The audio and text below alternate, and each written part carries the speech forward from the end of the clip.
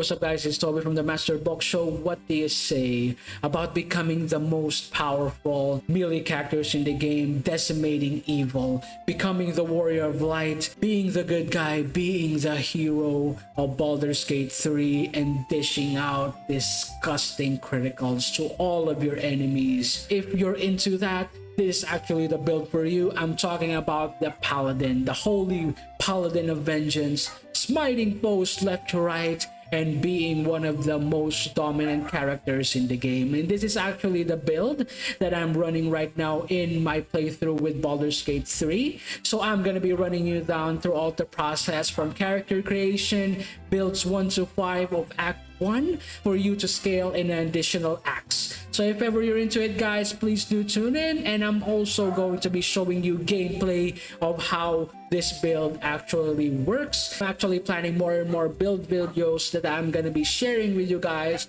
throughout my playthrough and coverage of Baldur's Gate 3. Without further ado, I hope you enjoy and let's get to it. Alright, now we're here guys, we're gonna be here in our custom character creation. So this is where our build for the Paladin is gonna be coming from. In the character creation, we're gonna be selecting our race. We're gonna be having 2 characters that we're gonna be selecting, which is the half orc or the tiefling. I highly recommend the tiefling because it has a base racial speed and also dark vision, and as well as hellish resistance for those fire damage that are really annoying. And after that, we're gonna be selecting more of our sub race, which is the real tiefling. So we're gonna be having additional roles in terms of like our intimidation and as well as our conversation. If your character is gonna be more on the face of the party, I really recommend that you get for Zariel Tiefling. There's gonna be additional perk in terms of like getting additional cantrips or skills sooner down the line if you select Zariel Tiefling. And after selecting our class, the Paladin, we're gonna be moving into getting our subclass, which is the Oath of Vengeance. Our Paladin is gonna be powerful in terms of smiting our foes, and as well as we're gonna be moving into getting our background. So I suggest getting at least one of those selected backgrounds, which is the soldier or the folk hero, but I selected among them is the soldier because of the intimidation and action proficiencies that it gives. Right after we level up guys and selected our character, after the character creation, we're now moving into level 2, and we're going to be getting one of the most important skills that we need for this build. So we actually get the divine smite, especially the reaction smites that are really required for this build. And after that, we're going to be getting our first fighting style, or our fighting style,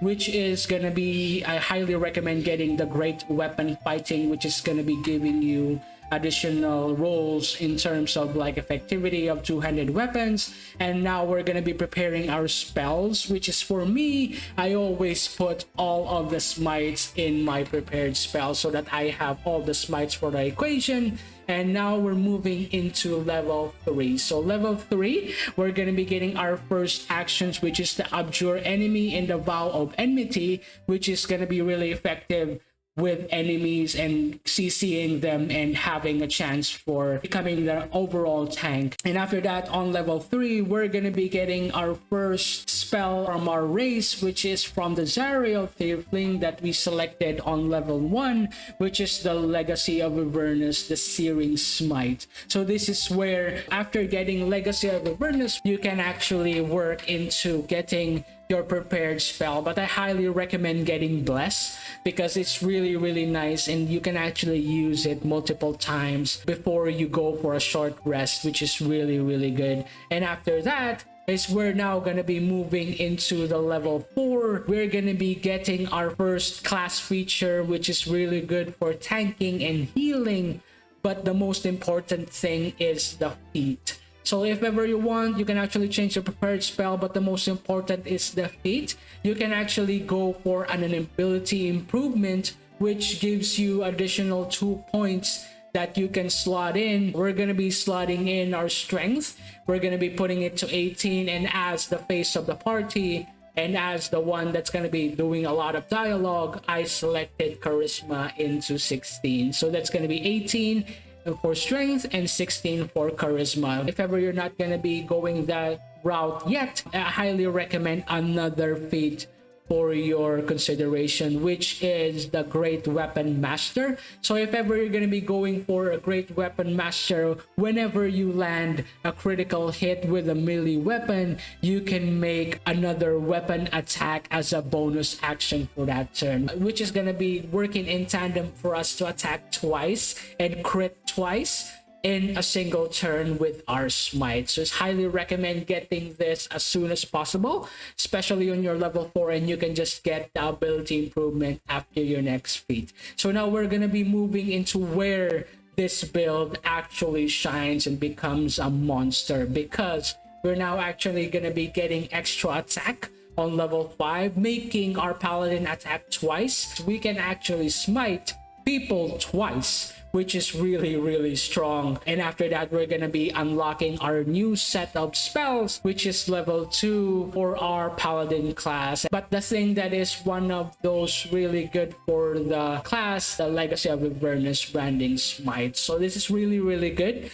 in terms of like invisible opponents or unholy opponents or something of a demonic race. So prepared spells, I really advise that you get all of the smites in your prepared spell, but depending on your preference, you can actually set for the up build there. But for me, I'm gonna be moving the smites or maybe magical weapons in the mix. So this is where the build actually truly shines. At level 5, this is going to be making you a monster in the battlefield. And after getting your character to level 5 or maybe progressing the story, this is actually an optional advice to you guys. You can actually not follow this, but I really recommend getting more into the Illithid powers. So we just need at least 2 Illithid power to make this build really powerful, so which is the favorable beginnings moving into the luck of the far realm. If you don't know, guys, the luck of the far realms is really important, because when you make a successful attack roll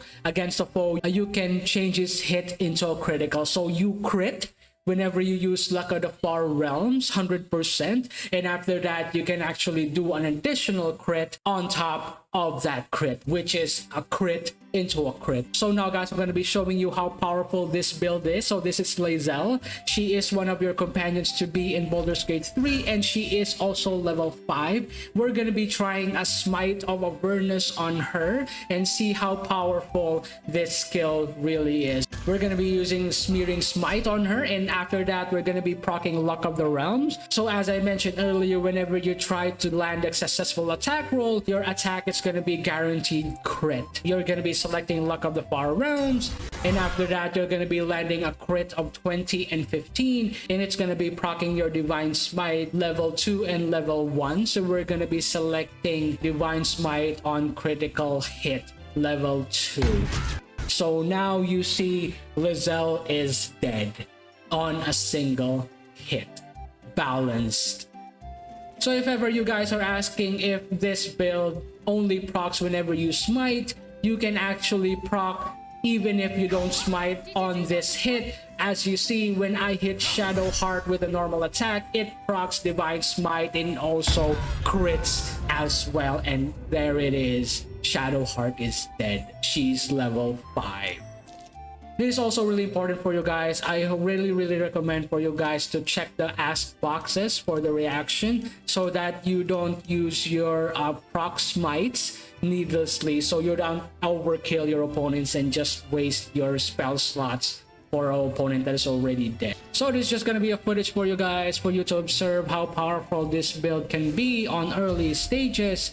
I'm going to be destroying the HP of this boss, level 5 boss, on the early stages of the game in Baldur's Gate 3, and decimating almost 70% of his HP in a single turn, right before I kill this dude right beside my paladin. So I hit this guy with just a normal attack because he just had a small HP pool, and after that I'll be attacking again and attacking the boss with my Searing Smite.